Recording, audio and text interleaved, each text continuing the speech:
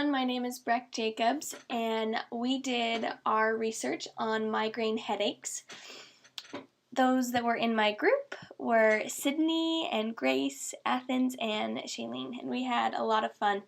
To start off, we learned a little bit about migraines and did some research and learned that it's something that affects people all over the world and is very common. And there's a lot of different symptoms that people can have that are different depending on the person, as well as the triggers or what causes it or the treatments that people use.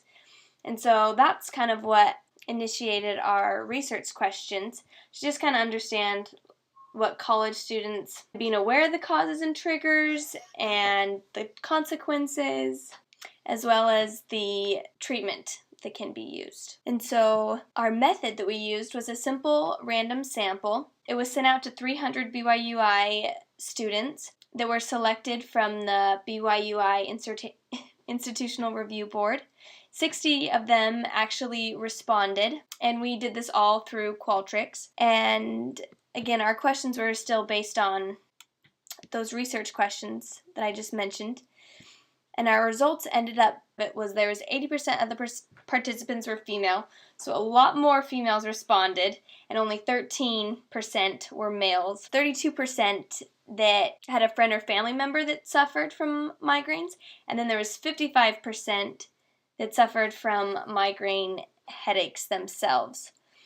And so that first graph that you see goes over some of the environmental causes of migraines. And as you can see, stress was the highest percentage. A lot more women answered the question, but also in the results, you can see that the menstrual period, you can see that was a big cause for migraines in women, and something that would be really awesome to fix because that happens monthly. As well as then some of the other symptoms that are associated that can affect your daily living is shown in that third graph. And sleep disturbance was the highest one there.